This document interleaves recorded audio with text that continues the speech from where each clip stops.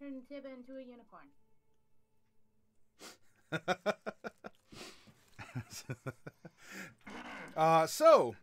Let's go over to just a random someone. Hey, Celine, what's going on? What's going through your mind right now? I hate wild magic. I hate it with a passion. I truly do. I have turned Jade into a unicorn, and now she is running around the halls. I mean, it's better than the alternative of well, you know. And do you recall which spell ended up? Do you recall which spell ended up polymorphing Jade into a unicorn? Yes, it was the spell magic of all things. How ironic. Yes. Celine is just a massive pile of salt at the powers that be right now. I will salt your flower fields. Yes, I assault your flower fields with unicorns, apparently.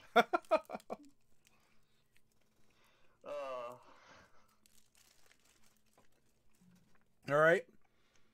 Let's hop over. Hopefully, there's someone who's not as salty. But even if she is, she could do a good job of hiding it. Let's go to Bright. What's happening in Bright's world? Well, I'm really ashamed of all of my friends right now because they're making fools out of themselves. But I guess that's to be expected sometimes. But I'm not as salty as Celine, for sure. I actually think wild magic is really fun, and I wish I could do it myself, but I can't. I could have in 2nd edition, but not in 5th. But it's really fun, and I mean, what could be more fun than suddenly getting turned into a unicorn? I think that sounds really, really fun. So, but it's definitely an improvement over fake Tibba, who was yucky and gross. But this is okay, but we're still going to have a lot of explaining to do. And I'm actually really starting to get kind of worried about Miss Jade. I think once we find Tibba, I think we're going to have to take some steps to see if we can help her, because this whole of days has been really tough for her. That's all. Okay, I'm done. Well then, why don't we actually hop over to Jade. Jade the Wretched, who was Tibba, is arguably still Tibba, but not in Tibba's shape, but rather in the shape of a unicorn, thinking he's Tibba, rampaging through the halls of the Flowerfield mansion. I hope I didn't steal your thunder, but what's going on with Jade?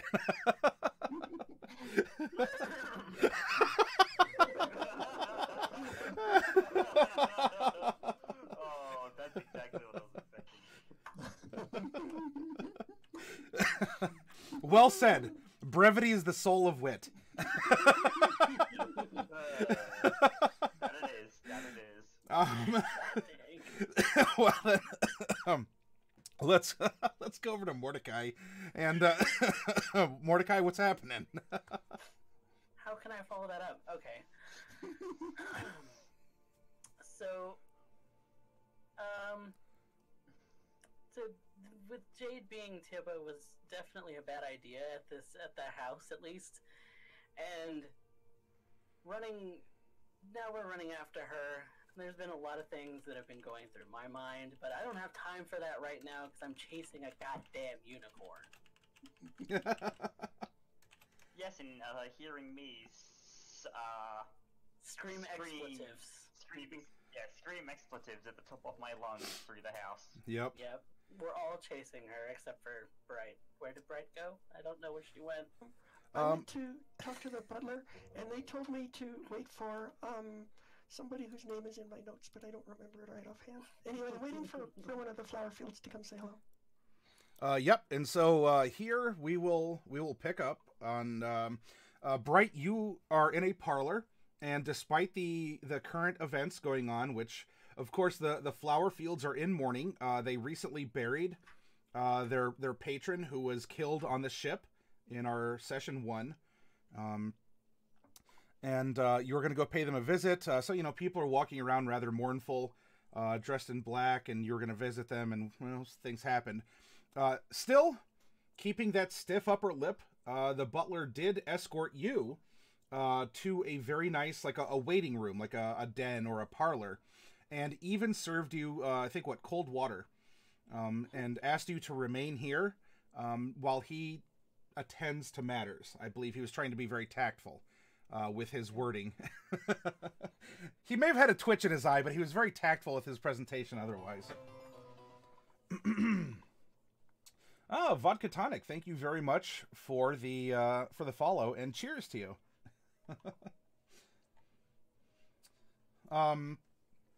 So we will move from where we had left off in that den, and let's see. We're gonna have. Okay, so Celine, at this moment, you are the one who is closest to Jade the Unicorn. By the way, Darkwolf made, for any of you out there who's on our Discord, Darkwolf made fan art of Jade the Unicorn. So you're the closest, and the unicorn is kind of running around in his supposed home. I believe he was shouting, "Mummy, Mummy, where are you?" Yes. But the others are closing in, but I don't know. We'll just say that you all split up into the different rooms, since we have this unicorn kind of clopping around, and currently Jade the Unicorn is in the room where you're at, with a couple people who are quite aghast. In fact, one of them even just dropped some like a little cheese hors d'oeuvres on the toothpicks and whatnot. Just boo! There's cheese on the ground. There's probably going to be a cat somewhere that's going to come by and scoop it up. But this is the state that we're in. So Celine, what are you doing here? Okay, so there is Celine is just going to look at them all, kind of be like, "Don't ask." And she's going to try and catch the unicorn. She's going to try and literally jump onto the unicorn. Okay.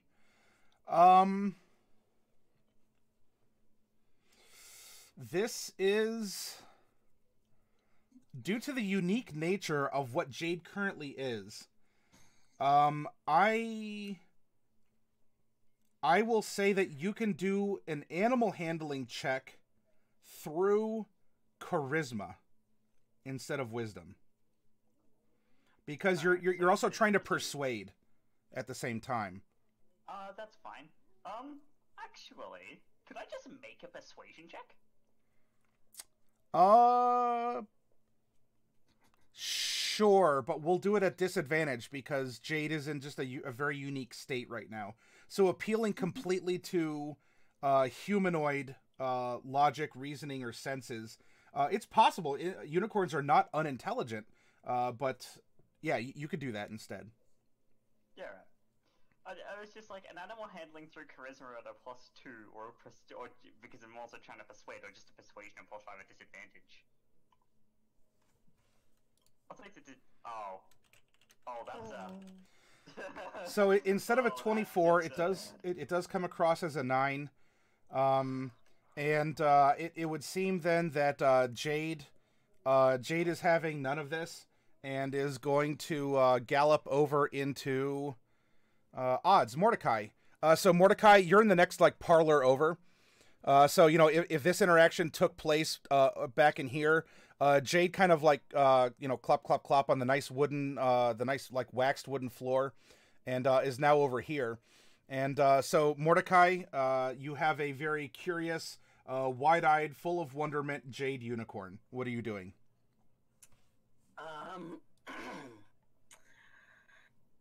Just kind of approach slowly and just say, "All right, so we need to stop, and I don't know, maybe try and wrangle her." Okay. Would you like to wrangle her similarly?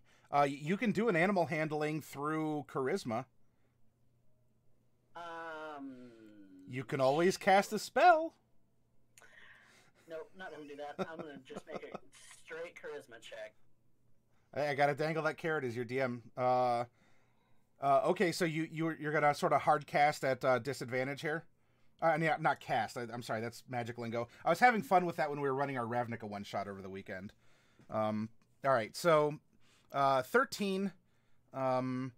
you are able to, I mean, you're able to kind of get the very hyper unicorn to settle down, though, I mean, obviously, Jade is still looking for family or other elements that Tibba, Jade as Tibba as a unicorn should know. So at least there's not a threat of, of sort of like, ooh, going out. Noralai, with it, you can see Mordecai is kind of like, whoa, hey, and, are you like petting? Are you trying to go for like physical, like contact, or are you just, like, hey, castanets with my fingers? Okay, so Jade's not running anymore. No, you're gonna see Mordecai. Mordecai, describe how you're distracting Jade, and Noralai, like you might be able to like, hey, come in, help. So I'm just kind of not really doing anything to kind of spook her, just kind of being slow and just kind of approaching slowly, just like speaking softly and making sure that I don't spook the unicorn again so that it doesn't run off, and just try and keep its attention on me. Okay, sure. You're doing so. Noralai, you're moving in for backup here? Well, my plans got dampered. Well, that's why I wanted him to describe first, but I believe in you. Well, if Jade's not running around, I will also try to go in slowly and keep her calm. Okay. I know I keep saying animal handling when even after doing that SWAT report, that coffee cat you did, and by the way, oh, that was excellent. I loved it. I got bored. Well, hey, it's good to practice what you preach. Well, I guess what I preach anyway, that it might actually be useful to you all. But anyway, I'll offer the same thing, animal handling through charisma, or if you just want to make a hard charisma in this case, because you're having assistance, it's not at disadvantage, it would just be straight up. Let's do hard. Okay. Save or check.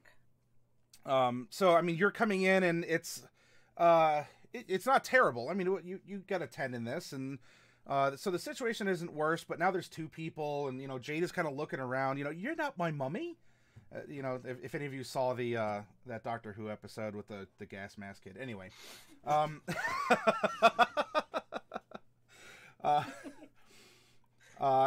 now that Celine, it seems like these two are sufficiently distracting Jade enough. You can come in and make another try. At this time, we'll put this at advantage because there's three of you now, and Jade is kind of settling. The other guests are there, and it looks like there's a butler dressed very finely, walking in with proper posture, very quickly towards this room, who has a slight scowl on his face. Okay,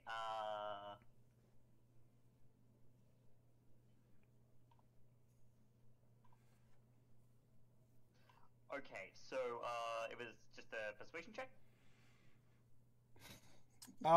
Sure. Yeah, that'll work at this point here. Nice. That'll be an 18 then. 18. All right. What are you saying now? Jade is surrounded by friends and is kind of, not confined, but is in the midst of a potential group hug, we'll say. Yeah, no, there is going to be a group hug, and there's going to be, come on, Jade, you need to stop rampaging around the house. People are looking at us strangely. All right. With those words, a couple things are going to happen here. It seems like your spell, your dispel, actually, is taking effect, in so much that not only is this unicorn effect wearing off, it does appear as if Jade, whom you were, whomstative you were speaking to, is the one who's like manifesting in physical form now. And at this point, then, Jade, you're in your body. Now, whether or not you're Tibba, that's up to you. But physically, you're Jade, and the name Jade was called out to you by Celine. You're in this mansion, and you're surrounded by Mordecai, Noralai, and there's now a very stern butler who is standing in front of you. Oh joy! Now we have to explain. That's, Yep. You may have first words before the butler does. It's just like Celine did it. I did not. I did not. Yeah, you did. I saw you do it. I did. I cannot cast polymorph, thank you, and I don't know what a unicorn looks like. Well, I mean, I do now, but no. That's a close approximation, baby. This is really not what it looks like. Jade, do you have any words? Okay. So you're standing there. The butler now looks to Mordecai.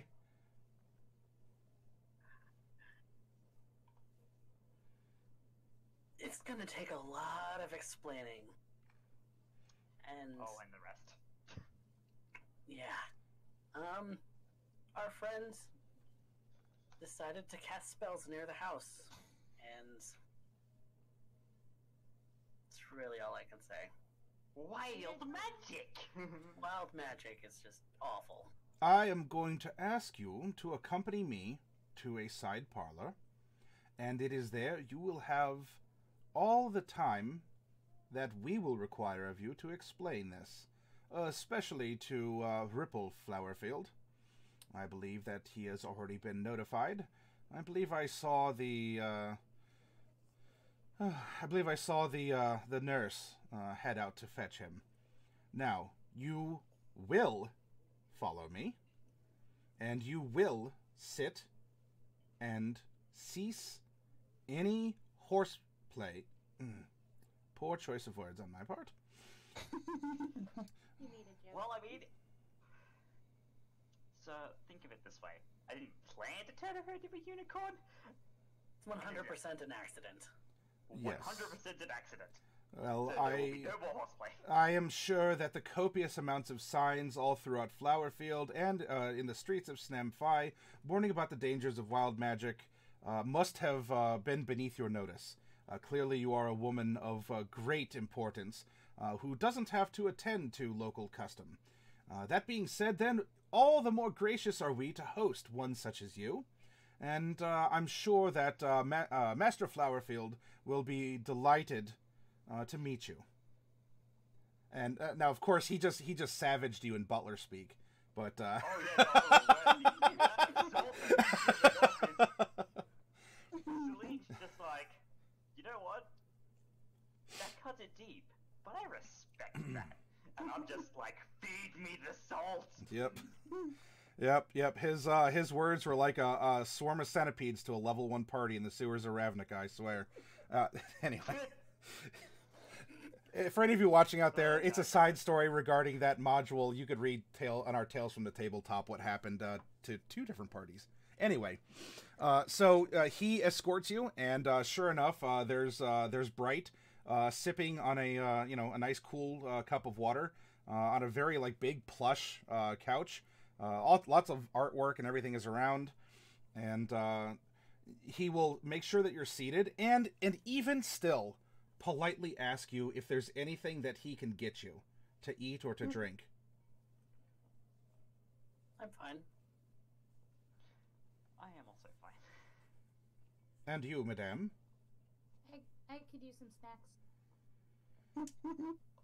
I will see what I can find. I'm sure there's an assortment of cheeses out there somewhere. Will that work for you? The assault. Very well. I like how you're still managing to offend the butler even after the craziness has stopped. Don't you know you're supposed to ask for the least imposing thing you can so that you don't have to insult them by turning down their offer, but you also don't have to put them out by making them come up with something hard. That's why I got water. All this. I just want a snack. The butler turns on his heels, very prim and proper. Bright, you get just the very casual woo, like little smile out of the corner of the butler's mouth, and he saunters off, leaving you all alone in the den. I don't understand. Posh. So, is I've Jade... been alone in a dragon graveyard for 5 years. Jade You form? think I'm going to understand modern, you know, No, she's back in Jade form? Yes. currently. Okay, I run over and give her a big hug, and I say, I'm so glad you're back to being you. Well, it's been 2 days and you didn't care what I thought, and right now I don't care what you think. I missed you. Jade starts reaching for the dagger. Oh. Oh. Jade. Don't touch the dagger. We don't. Okay. Hug is over. Okay, that's all. I go sit back down. Okay.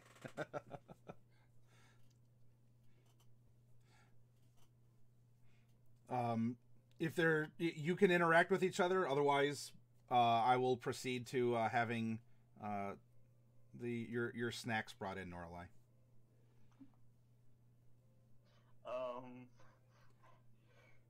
You are presumably in private. Like... Celine is just sitting there, kind of concerned about this entire mess. Well, I think it's probably going to get even harder. We should decide what we're going to tell them. Yeah. If we tell them the truth, it's going to be a little bit more embarrassing. But if we don't tell them the truth, that could also turn out to be embarrassing. We're telling them the truth. Either way, it's very embarrassing, and I'm 100% okay with that. Okay? I've had enough. Very well. If we tell the truth, at least we'll have time to save face. And if there's anything that I've learned in my years, it's definitely easier to tell the truth than it is to maintain lies. Yeah, that's true. Very well. With this nefarious scheme of telling the truth hatched among your conspiracies here, the butler comes back in and stands in front of you, bringing down a tray in front of you. I'm sorry, madame. It seems that our selection of cheeses has fallen on the floor during the rampaging unicorn incident. All I was able to find are these crackers. They are very dry and a bit salty. Just like Celine. Well, fine. Celine just looks at Bright like, okay, I can accept it from him, not from you. Oh, I thought the rules had changed. I'm sorry. So you were offered a platter of very nice crackers, and at that point he says, "Master Flowerfield will be with you shortly. Please enjoy the repast, and I will make sure that should you have any needs, they're tended to. I will be right outside the door to the den."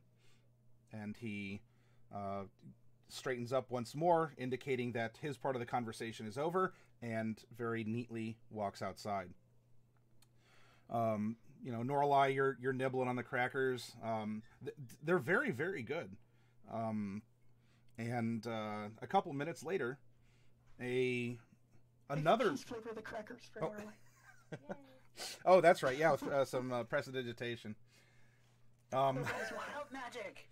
So now they're kind of like, they're like Cheez-Its, because they're like fake cheese crackers kind of a thing. Yeah. It's I don't mind Jesus. Right, you have to be careful with you stuff. know, gnomes are at some point in time going to invent spray cheese, like Cheese Whiz. It's gonna happen. Oh, yeah. Like, let's make cheese fun. It's a party, like Silly String. Put it in a can and spray it everywhere. At the That very does seem least, like have something else would cheese invent. flavored. Yeah. Oh wow. All right, so filling the doorway is a man who's very tall and powerfully built. Just looking at him, especially because he is wearing a very, like, an all black suit and even a black hat. Human, but very, very well built. Is in the doorway here. You see that he has long, dyed red hair. So it's not like it's an artificial red. It is like a very vivid, flowery, like a hibiscus red. Long dyed red hair, which is tied up into a bit of a sprout on top, with colored tips like a bouquet. And he speaks with a very powerful voice. You. And he points, I mean, it's a sweeping, so it's the plural you. We're going to speak about what happened. As I understand, there are several things that I should consider before I make a final decision on behalf of my family as to how to handle this. If it weren't for the fact that we're surrounded by so many others, and good grace should be filling the air in the time of loss that our family's facing, I would be more brash, I'll have you know. So, the large man with the kind of bouquet hair pulls up a chair and sits in front of you, kind of like one leg crossed on the knee of the other, and he leans forward, in a similar pose to this. And he waves his hand across all of you, and he says with a deep rumble, "Speak." Okay, so I'm going to do the talking. Are we all cool for me to do the talking? Yeah, you can do the talking. That's okay. Just make sure you tell them it was your fault. It was not my fault. The alternative was a lot worse, Naralai, so you can stop that. Now, allow me to start this little story of ours from the beginning. We knew the deceased rather well. Most of us, and by most of us I mean myself, the very brightly colored gnome, and the other lady, came in on the same ship and fought. I have to stop you there, ma'am. And I do so because you have me rather enraged and curious at the same time, and I need to know which feeling I should allow to pass through me.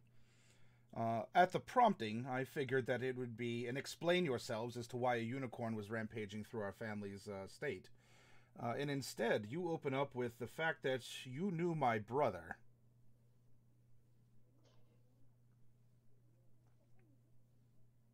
Then allow me to gloss over those details and give you what you want. Our little friend here, and she gestures to Jade, has a very unique skill of being able to disguise herself as others. The form she had taken was very unsavory, and as such, well, I attempted to dispel it in order to not cause familial stress. In doing this, however, well, given where we are, I'm sure you can put together the rest. Yes, you cast a spell in a very obviously marked area of wild magic, and this ensued. Though I would, this seems Trust me when... very obvious. I'm even more curious and interested into how you knew my brother. Is he what brought you here? We were on the same ship coming into Mesomaska. We, or at least I know I did, along with two other valiant warriors who are no longer of the living, tried to fight off the Manor Wars, but unfortunately he suffered a mortal wound as such and passed from this world. You were there. Tell me. Yes. Did he say anything? Were you there for his final words? I unfortunately was not. No, I needed to go downstairs and tend to a lady giving birth. I see. And you knew that my nephew was also aboard that ship, correct? Yes, we knew that he was aboard that ship. In fact, for a little while, we had him in our protection as he was being chased. However, circumstances led to his currently missing nature. It was really hard. We got attacked by vampires, and we fought as hard as we could. But one of our friends, Mr. Tazray, was killed by the vampires, and they were able to get away with. Sorry, and we've been tracking them ever since. When you say that, he holds his hand up, and this man looks like he's put a fair amount of gardening in with his hand. Like, we're talking like even his hand has like abs, like right here, just like. He's been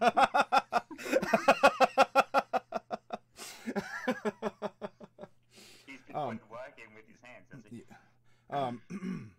Vampires, you say? I do. And he seems rather concerned. Bright. So Bright, you're throughout this conversation to this point. I mean, yes, you did rampage, or I mean, not you, but you there was this kerfluffle about a unicorn rushing through, and yet the master of the house, as the butler had called him, is very concerned now about the details of his brother and now his nephew. Jade, in your you're silent, you're watching, you're observing, and you're getting attention that is coming from him as well. Like, you see, maybe especially because of just how well built he is, even despite his black clothing, his shoulders tense up, and you're noticing that there's just some body language that is being conveyed subtly by him beyond the words which he has taken in. He's not as good as the butler is at expressing himself in a particular fashion. His words have been fairly even-toned, but his body language and the way that he is sitting and such is really resonating with a. He seems to have like an active concern or interest in this, even above the shenanigans that just happened prior. I'm sorry. So that was my insert. You may continue.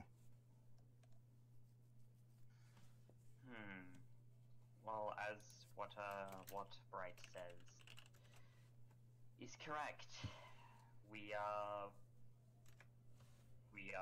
aware of the situation, and we are actively tracking the vampires who have your nephew in their possession.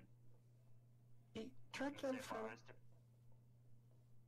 Yeah, we tracked them here, but when they came into town. And that's why we came here. We wondered if they had contacted you.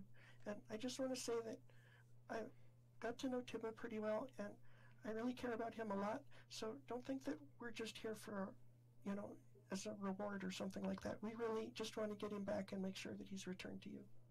See.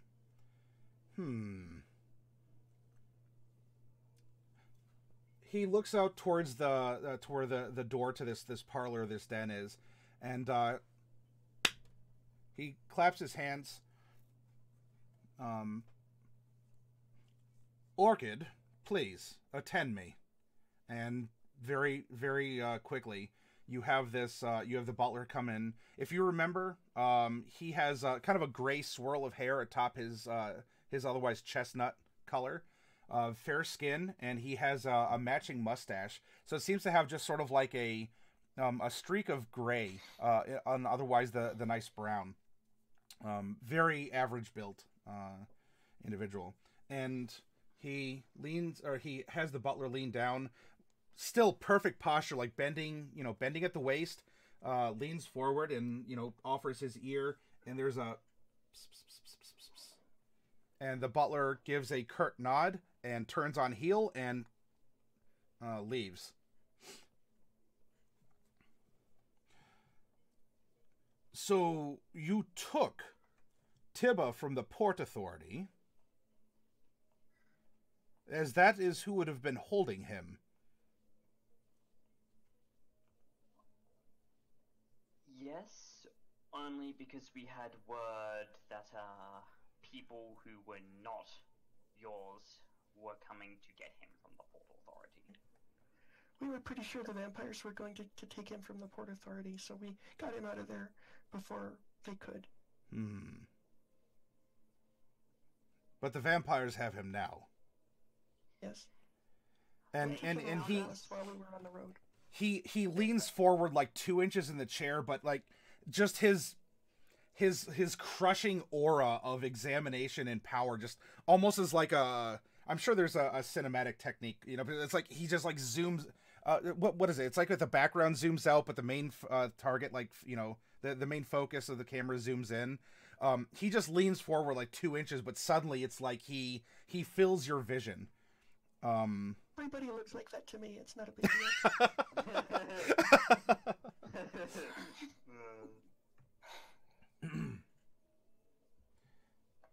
The vampires have him now. How did they get him? You mentioned a friend of yours, a Tazray. That's right. He died? Yes. Right. He died defending Tibba from the vampires. The vampires had turned him. And we were not aware of such development until we found him, attempted to retrieve your nephew, and he managed to escape thanks to some interference. Tezray's kind of a wild card right now. We don't know exactly what his goals are. He's not like us anymore. He's one of them, and we don't know. Like, I don't think he's part of their organization, but he's fully a vampire now. He's a rogue and element. He's adopted their ways, but he's not part of their group. And have you had exposure to the vampires, perhaps in a more intimate fashion than simply seeing them carry off my nephew, or some such? Well, I've stabbed several of them, if that's what you mean by more intimate. Stabbing is a start. We have fought them, and we have killed some of their number. But you are not one of them, correct? No.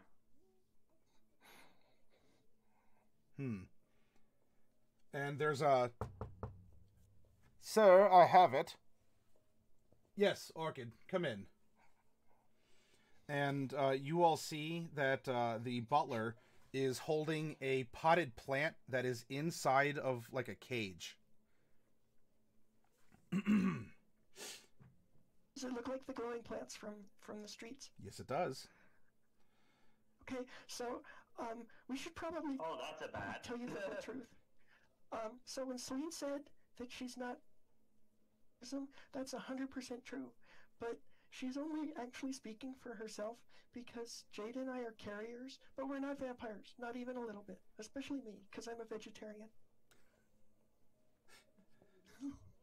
And that would leave one more sitting in this room that hasn't been accounted for. I guess two, Nora's technically. not a vampire Norlai. either. Yeah. I'm not a vampire. She has not been bitten. And I have not actually seen these vampires that you guys are talking about, so I joined up later. She's new. She is a very new addition to the group. True. And We saved her from vampires. what of this man here, who is otherwise a very beautiful shade of blue? I've been bitten. He just makes a motion over his shoulder for the butler to walk towards you. You've been bitten. I imagine that the others had been bitten as well, which is making them carriers. It's a little more serious than that. Like this much? And as you say this much, the butler holds out the small potted plant, and at that point it slowly starts turning red, and you just against the cage, you just get almost like a dog. It's just it's trying to, like, you see like a little vine kind of like trying to go after you here. And it's flopping around in the cage, and the butler is, very good posture, and he's trying to control it, and that is enough. Back off.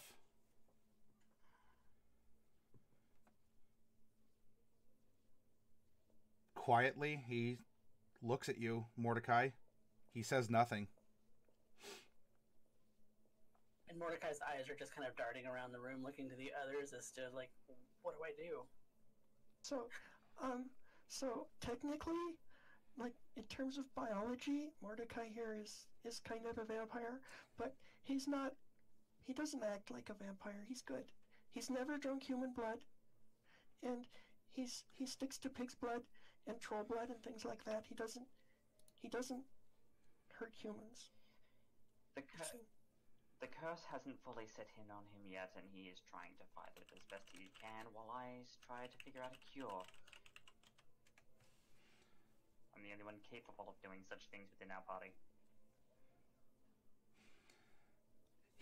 His eyes have darted to the others who have spoken, but they come back, and Mordecai, so you have this like vibrant blue, and here's this man who's dressed in black, but of course he has this like bright red hair with that sort of like multicolor, like an ombre on top, pulled up like so it looks like a little bouquet on the top of his head here.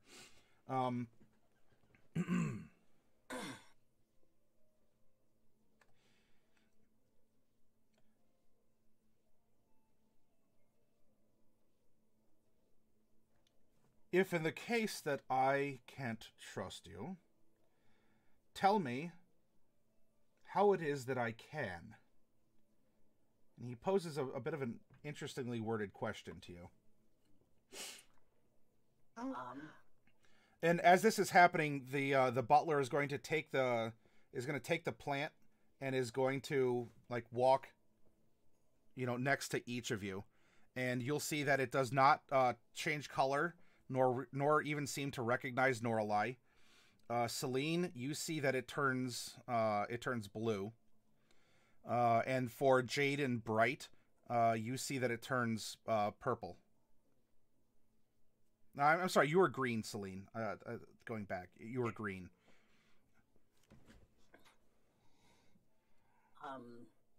It'll snap at you all too, but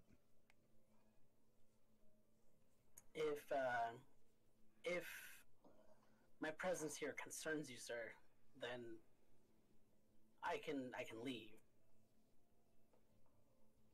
But staying with this group has kind of allowed me to stay freer than Tazray of taking an innocent life.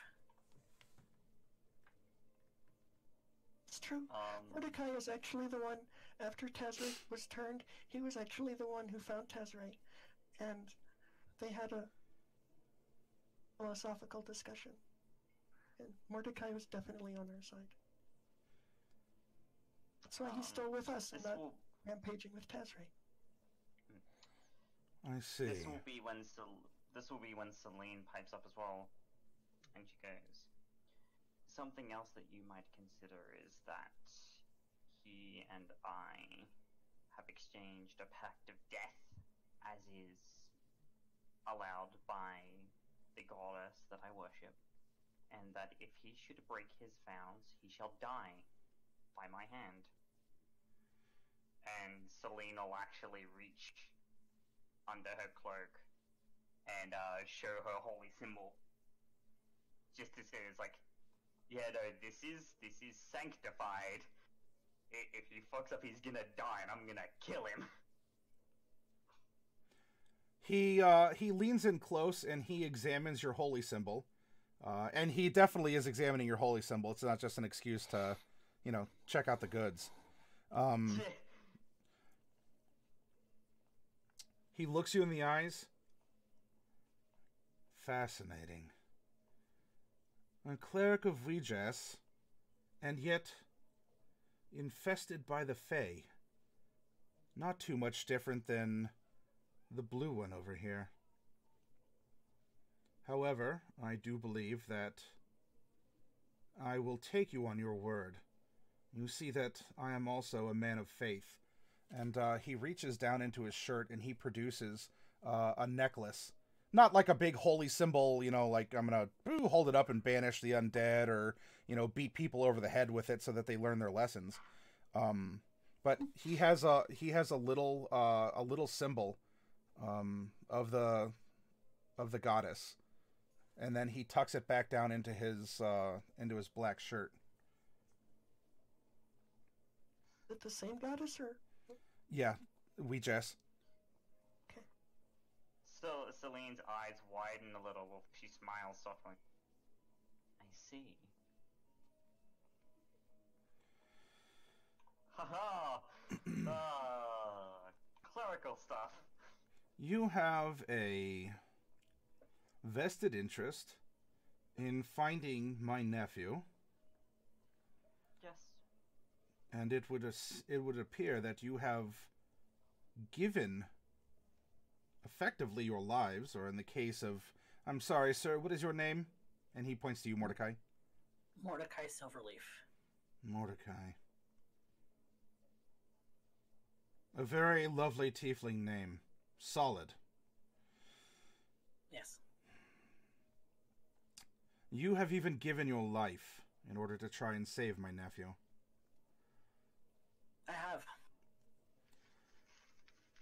He claps his knees and he stands up.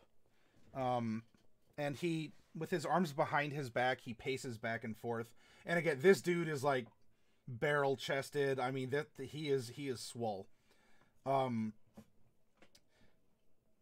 have every right and reason as a, well, I suppose as the owner of this estate until Tibba comes of age, if he is still alive, to remedy this situation by calling on authorities, invoking the law, or, well, there's other things that can happen that would be less civil, but not recoverable by any legal or other agency. But I'm not going to. I'm not going to because I believe that you can serve this family to an extent. Because I believe you would be more than willing to recover my nephew should I instead not invoke the rights and privileges that I otherwise have. Am I correct? We would definitely hope to be able to serve this family that way, sir. Yes.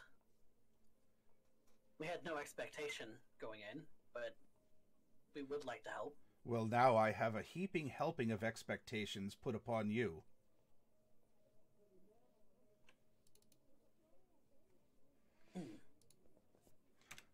Are you willing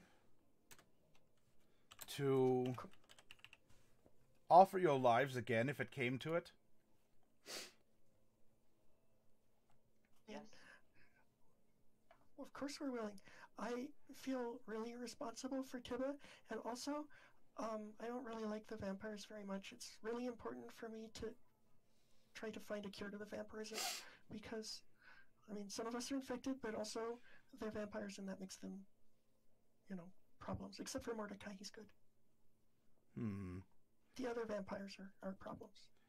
He's good. So we have a lot for of now. reasons to cooperate. Very I well. have a vested interest in making sure that this doesn't spread. It is very noble of you to be so energetic in limiting yourself or those who are now your people, whether you want them to or not.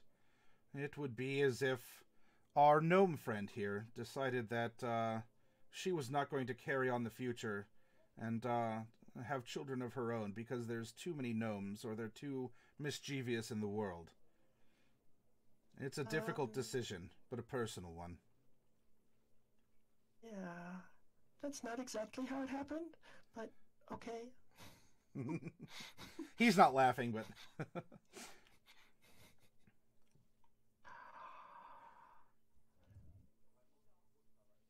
I am going to require some time to think on this matter. I will take you at your word, and I understand why you chose to lie to me.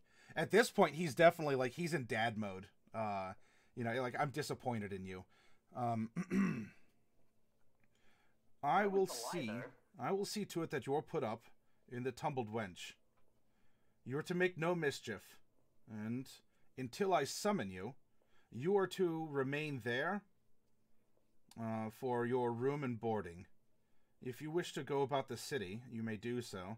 However, I will urge you to not use magic. If word comes back that there has been mischief, and you are here as my guests, I will be forced to take legal action to remedy that situation. Understandable. Before you leave, I want to show you something. I presume you have some free time? Yes? Stan, come with me. Celine will follow. Of course. So will Mordecai. Come on, Jade, let's go. You are taken through the manor, which is being cleaned up by some maids, and you know, there's some other guests. A few of them are kind of like, you know, like kind of gossiping, talking.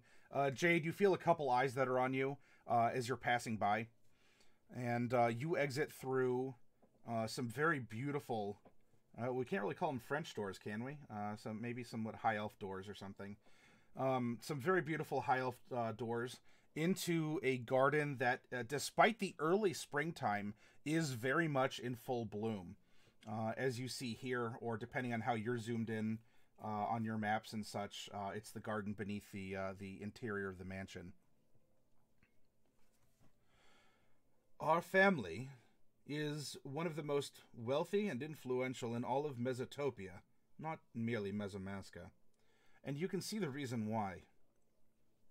We have blossoms of all varieties, and to an extent, we have been capable of mitigating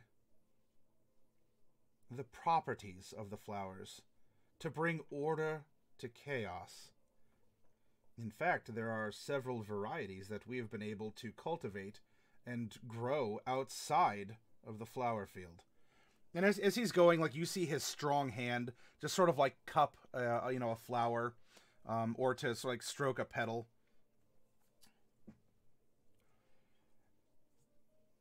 We have been practicing this technique for a very, very long time. In fact, you have experienced one of the results of our tender care for these unique plants that grow in this area. If you'll recall, you had an incident with what we've called a century vine. And Aptly named. well, it's direct and to the point. It's something that perhaps not a lot of people are aware of, but we've gone out of our way to ensure that it is spread throughout Snam Phi as a way to do exactly what you saw it do. As well, there are other breeds that perform other tasks. And he goes over to a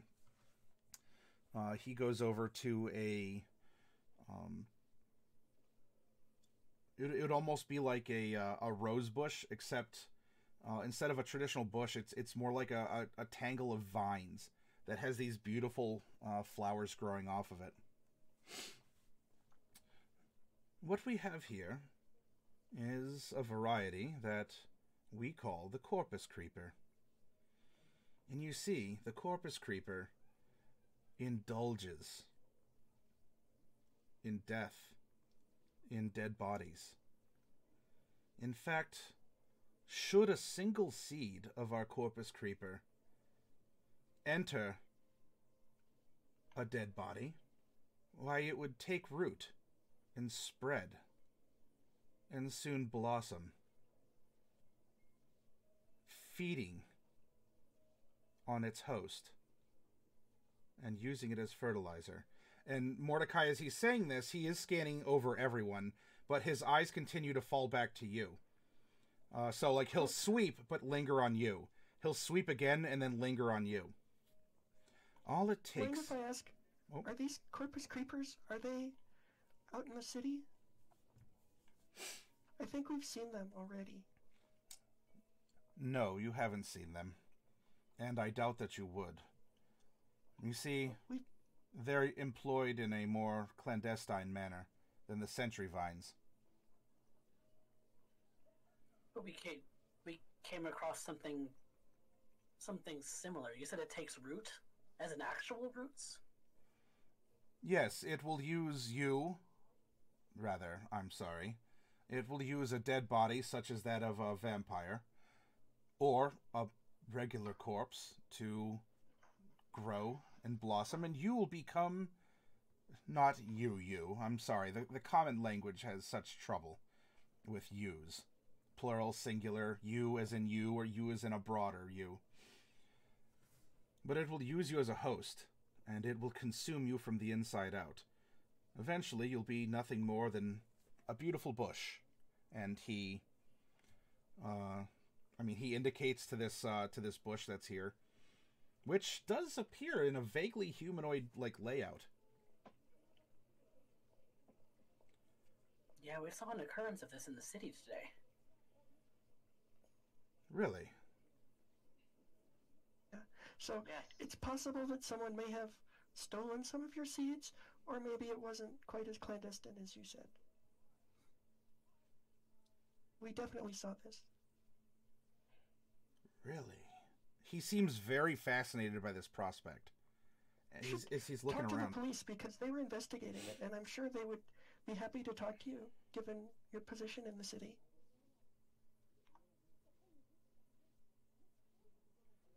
Especially if maybe there's a leak. Oh, the poor fire. What have you been up to? I find that this is acceptable, and perhaps it even sends a message. In fact, I believe that if I'm requesting that you go after my nephew and putting you in direct harm of the vampires, I suppose that I could find a way to equip you to handle that situation. I'd hate for more of you to result in the state that Mordecai finds himself in, as, sir, you do seem to be filled with remorse and tragedy, which is a shame given your otherwise colorful demeanor. Well, we would be very happy to use these. I think Celine should be the one to carry them. We definitely don't want Mordecai to carry them. Perhaps all the more reason to find a delivery method that he alone can engage with a vampire. I think that he can respect the power that our flowers hold. Certainly powerful.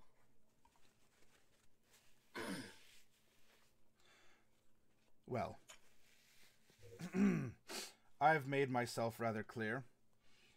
And should the vampires prove to be a problem,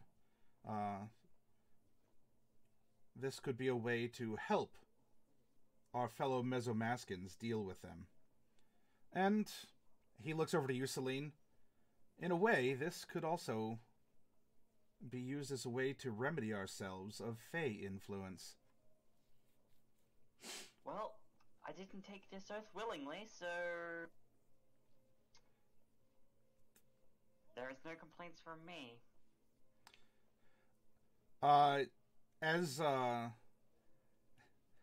As you say that, he reaches into his pocket and he says, Celine, don't catch. And he flicks something at you. Make a dex save at disadvantage.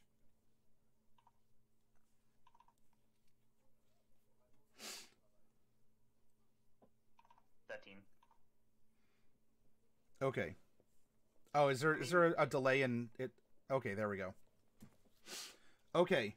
Your hands, I mean, just almost as a psychological reaction. Now, you go to someone and you say, hey, here's this, and you hand them something. Just automatically, we as human beings have this tendency to want to reach out and take it or touch it. He says, catch this, and he flicks something at you. And you are... you hear Jack say, no! And you pull your hand back, and this thing just sort of like boop, bounces against you and rolls on the ground. It's like, God damn. Yeah, there's that thing in me. I know. Trust me, I'm not happy about it either.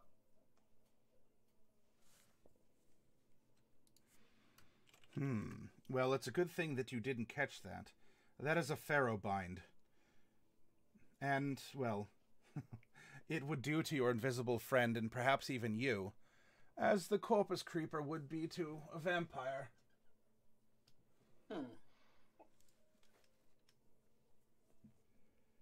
So that could have resulted in my death.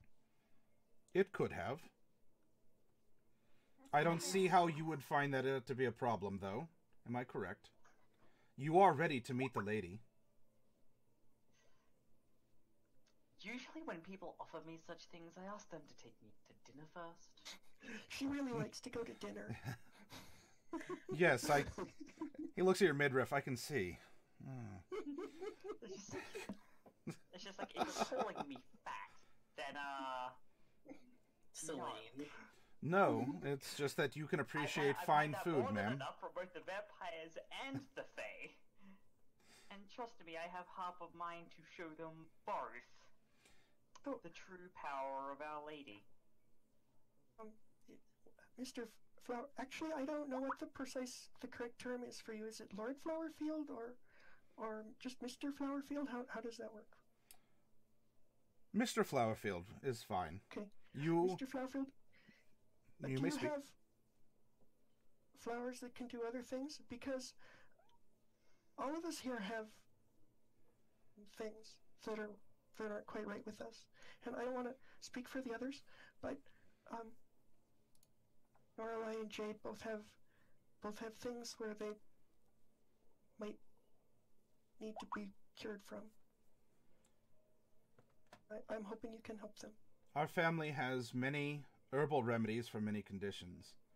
If you are willing to help my family, I would be willing to do what I can to use our family's estate and our knowledge and our fortune to reward you for recovering Tibba and to help drive back those things that shouldn't be. And as he's saying this, you hear, Daddy, Daddy, Daddy, and 3 kids come running up through the through the garden trail here. As you're you're sort of like back here by the gazebo. The gazebo's not attacking. You don't need to roll initiative against it. That's a very good roll there. For any of you, by the way, who don't understand that joke, it's now legend lore in D&D. You look it up on your own time. So what's the roll for? Oh, I'm sorry. It's right there. Ha! I can read and write sometimes. All right. Is that regarding Ripol? Ripol, Ripol, by the way? Or is that, like, how is this being measured? Okay. He very firmly believes it, yes. He is speaking with conviction, and he's asserting himself with his words like that.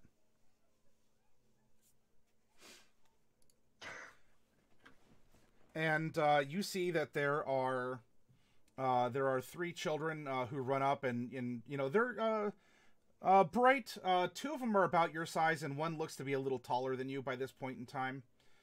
And he moves from his sort of serious tone, especially of that, you know, did you just try and kill me with that seed? And he said, yeah. Now to, you know, he's going into, hey, I'm a pleasant dad. And he says, oh, it's great to see you. Oh, Tulip, Orchid, Solaris. And you've heard Orchid before. That was the name of the butler. They really like their flowers here. I would like you to meet some people. And one of the kids looks around and says, oh, that's the one that was a unicorn. And Orchid, who is his daughter, his only daughter, if he only has the 3 kids here, who's dressed all in violet, comes up and gives your leg a hug, Jade. You're a unicorn! How did you do that? I wish I knew. Celine did it. Wild magic. Become a magic caster and cast a spell around here, and you might be able to do it too. Who knows? By the way, don't Also do that. very dangerous. Right, also very dangerous. Norlai named her tail Tattle.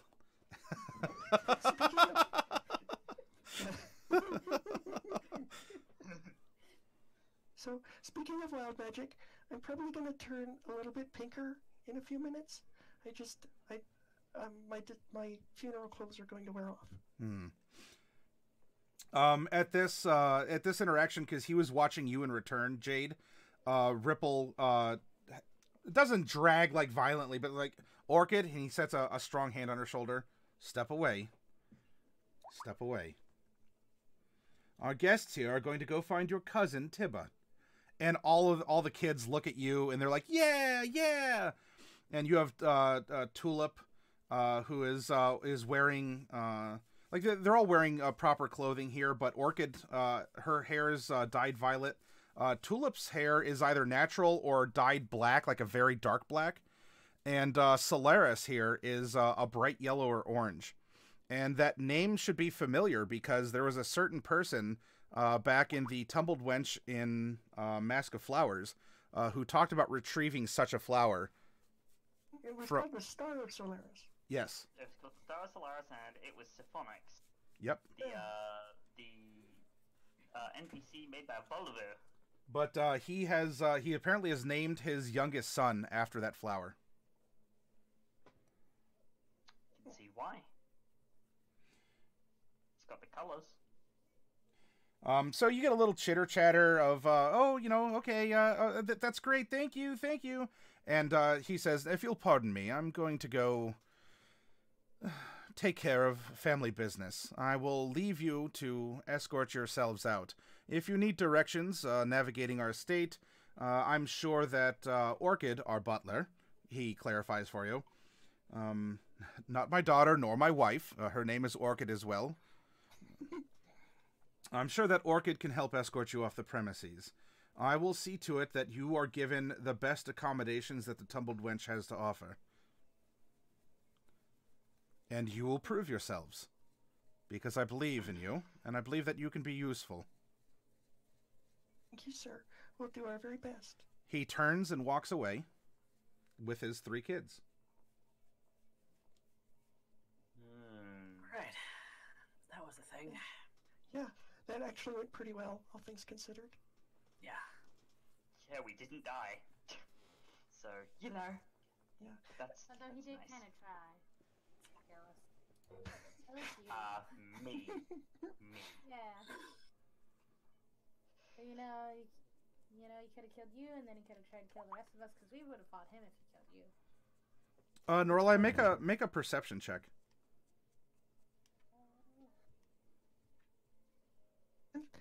Thank you for saying that, Norlai. Okay. I think we all really appreciate that.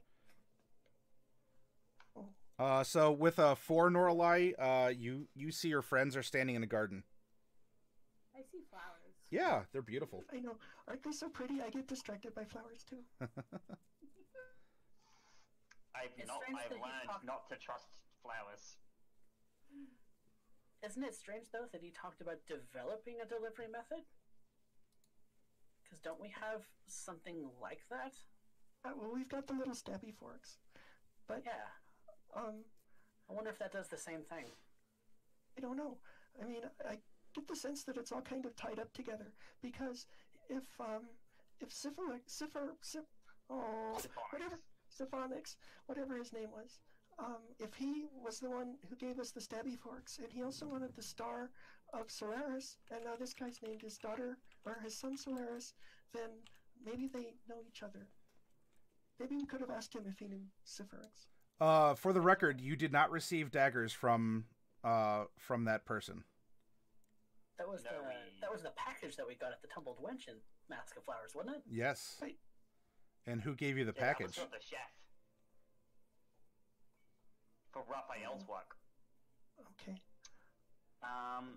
But no, he's gonna look over. Yeah. Celine has one of those on her. Can I have a look over and see if there is the potential of using it to inject something? Yeah. Oh, I mean, you even know that Bright looked at the daggers and found that they weren't magical because you're trying to magically identify them. Yeah. They weren't magical, but they did have a mechanical component to them.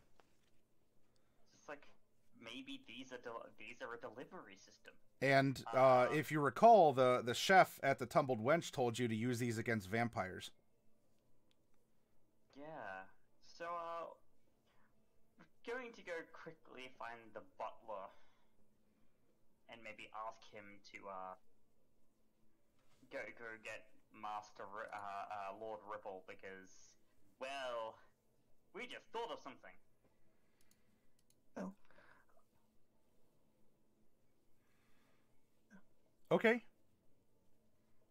And I mean, the more open we are with him, the more aid he can give us, and the less chance there is of us dying. It's true. Okay.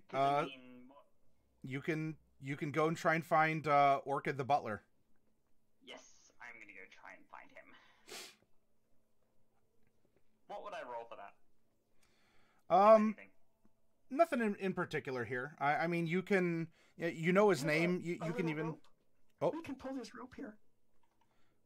If I needed anything, I could pull the rope. Well, the rope was in the room. Was in the den. It was sort of like the. Yeah, it was sort of like a summoning bell, like a service bell in the room. Right. But, I mean, it's not far, right? Well, you'd have to walk back inside the estate. Okay. Yeah. It's not 15 minutes away, but... I thought we were in, like, a courtyard. I didn't realize we were, like, outside. Yeah, you're in, like, a backyard, and you've meandered through a garden, and, you know, there's probably, like, a little... like a hedge maze off to the side, and, you know, nice flowery gazebos and little fountains and things like that. Very peaceful. Yeah, no, we're not going into the gazebo. Or in the hedge maze. Those are never... Or in the hedge maze. Absolutely not the hedge maze. Oh, I wanted to go get lost in the hedge maze. I'm not getting lost in a hedge maze. Not with these kind of flowers. That's probably wise, considering it sounds like they're out there. Oh, you guys are just boring. I don't want to die. So Celine, you yell for Orchid, because you were told that he's around and accessible.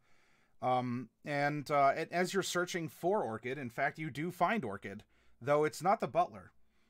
Coming around from one of the hedges, as if she'd been there the whole time, is a rather tall woman with very pale skin, dark eyes with bags underneath them. You can tell even through her makeup.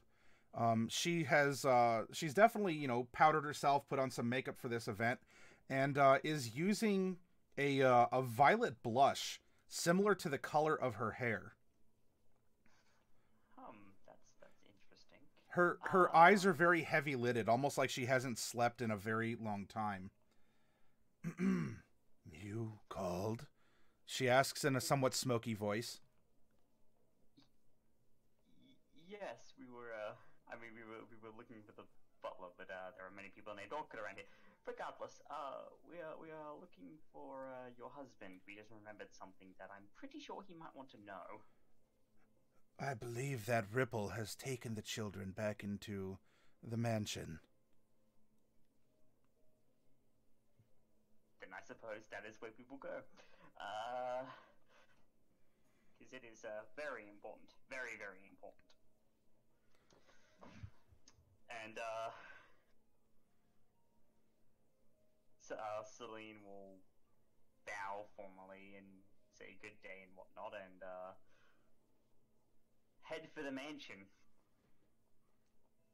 She gives she gives a bit of a curtsy to you. Are all To be nice. okay? Are all of you heading in then? Yeah, I'll go with. Okay. Let me see if I'm doing this correctly.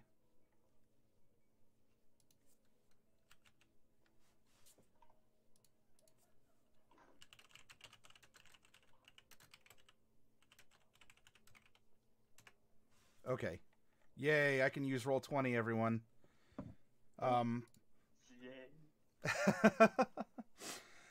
So Celine, you pass. Mordecai, she stops you a moment with a quick tug on your sleeve. I just wanted to get a look at you. It's not often I get to see someone like you. And her bleary eyes, you know, toe to tip, regards you. You're very Someone beautiful. like me. Yes, someone like you. Ah. Very interesting. Can I do an insight check to see if she's regarding me as like a vampire or like just as I am? Sure. Sure. Okay. That's a 6. I don't know. You're a tiefling. Not that they don't live here. In fact, this is kind of a heavily, Snam Phi is more tiefling populated. But, you have kind of a more unique shade of blue, especially your clothing, kind of the colorful, ragtag approach you have. So she could very well mean that. But she takes an interest in you and regards you. Her eyes seem to scan across to the others. But shortly after that, she says, I'm sorry, I won't keep you all waiting. Why don't all of you go into the house? Bid you good day.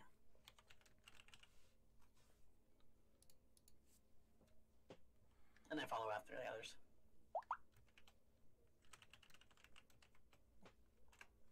Okay.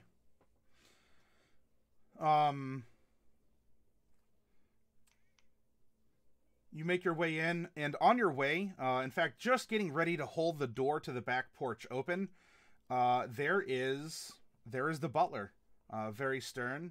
I hope that you enjoyed your walk through the garden and that you found no trouble. It was wonderful. trouble. Very good. We realized we had some leftover business. Something that we realized only afterward. Yes, well, I'm glad that you've taken care of it. The wheels of commerce and communication cannot stop even in the midst of tragedy, I'm afraid. We all are we're going to miss Le Porfi. And, oh, Tigre, his poor wife. She's beside herself with grief. But I suppose you are here to help remedy that grief. And to that, I owe you a thanks as well. We will do what we can. He will escort you to the door and even ask, do you require a ride back into town?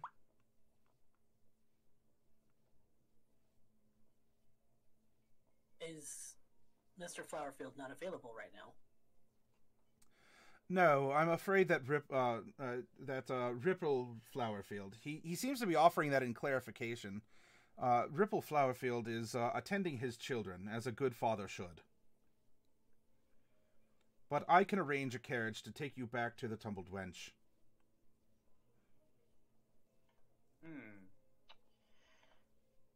Wait, so have we told Ripple about this yet, or? Nope. I think so. Nope. It's like, but before, it's like that sounds wonderful, but before we do, there is something that we must share with Ripol. Mr. Flowerfield, please. You are a guest in his. Mr. Flowerfield. You are a guest in his estate.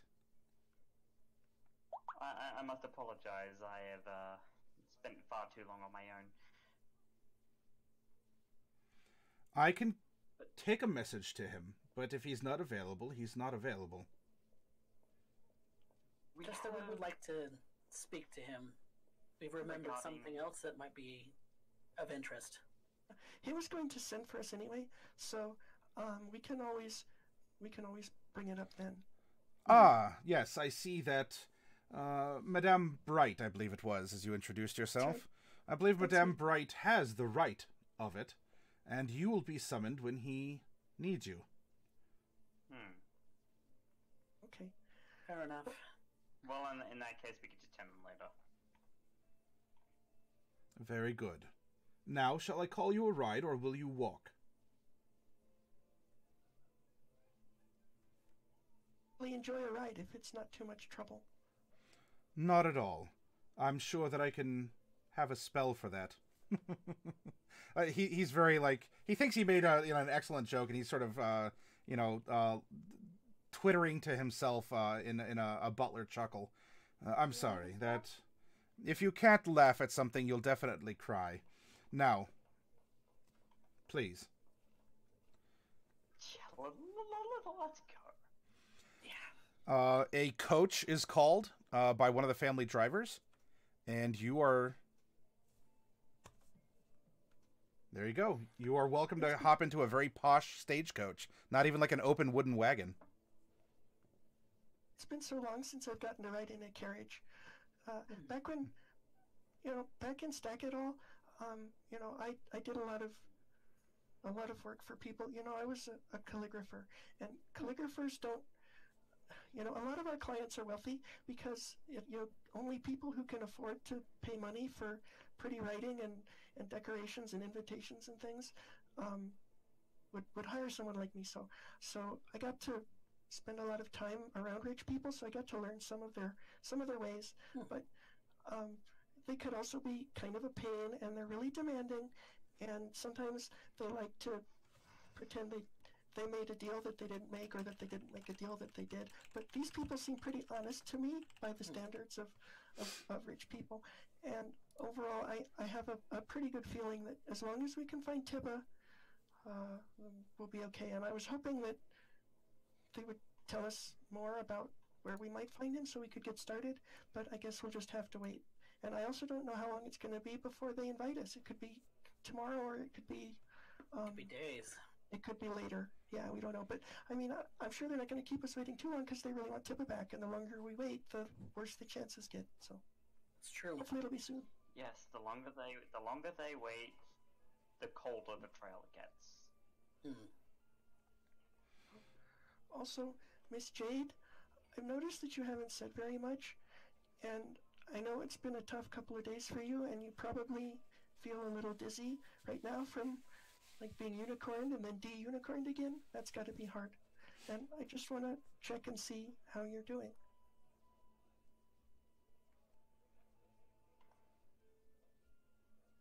I didn't get to say goodbye to Father. She just starts walking away. Okay. Is Jade then walking back, or is this... We can presume you've pulled up outside the wench if you want, or are you going to walk and everyone else is going to take the carriage? Doesn't matter to Jade at this point.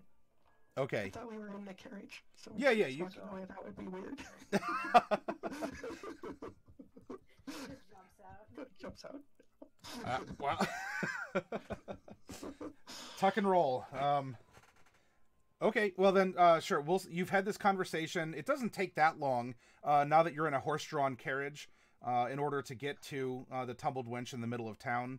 Time has passed. It's probably getting on towards evening, and there's still people out in the streets because they're doing commerce. They're buying, they're going to the bakery for the things that didn't sell during the prime morning hours. So it's not necessarily day old yet, but it's probably on sale. People going hither and thither. Days getting a little longer every day that passes, and so a little bit more and a little bit more can be done. But you're not finding crime scene investigation. You're not finding, a bunch of biddies out in their dresses, all like fanning themselves and talking to each other behind them. The tumbled wenches before you, and it would seem that the coachman hands you a token and says to present this to the manager, and you will be taken care of. As I was told by Mr. Overfield that you were to be guests of the family. True. Thank you very much. That's all correct.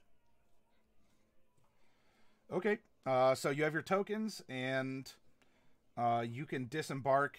Jade, I mean, at this point, yeah, because we could have that exchange happening as you're pulling up. You can go in. You can wander the streets. You can end up doing what you would like to do here. Mordecai, how's your blood supply?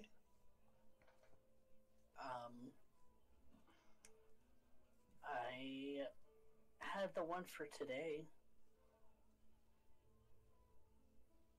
I wasn't sure if, like, we were going to assume that I had bought a second serving, but I've already paid the copper for it, so if that's okay, I have two. I know you were trying to procure a water skin last session, a second one, and the butcher didn't have it, but I mean, there's plenty of places here that could sell such a thing. Yeah, I got the water skin. I wasn't sure. You went to Old Sam's. Yeah, I wasn't sure if you'd be okay with us kind of assuming in character that I went to go get a second serving. Sure. You can mark the copper off. I have. Okay. I already have. Then yeah, that's fine. You could do that in the background. There's no obvious signs of distress or chase or murderous intent. So yeah, you can kind of do that off on the side here. Okay. And yeah, I have one to spare for tomorrow. Okay. Presenting the tokens, you all will be put up in sort of like a top floor suite where all of you can sleep very comfortably in rooms that are joined by a door that goes in between two larger ones. So this is, it's very nice, very advanced. You even have a room with indoor plumbing. It's all the rage. It might be catching on and spreading from here on out. But hey, you don't have to use the outhouse, so that's cool. Or the public bath. Oh, yay. Yeah. I can have a bath in peace, or at least as much peace as I can get with that stupid blue fox.